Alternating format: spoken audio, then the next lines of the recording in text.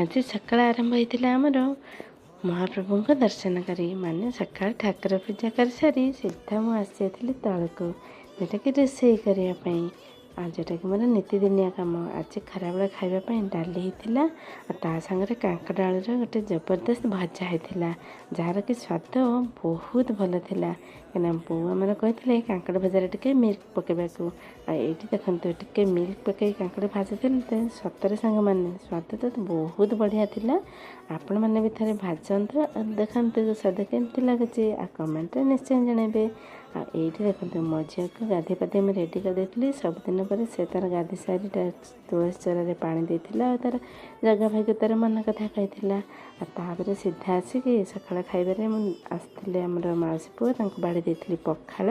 ଆଉ ଏଇଠି ଦେଖନ୍ତୁ ଏବେ ଯେହେତୁ ଆମ୍ବ ସିଜିନ୍ ଚାଲିଛି, ସେ ଖରାବେଳେ ଖାଇବା ହେଉ କି ସକାଳେ ଖାଇବା ହେଉ ସବୁଥିରେ ଆମ୍ବ ହିଁ ଏଇଟା ହେଉଛି।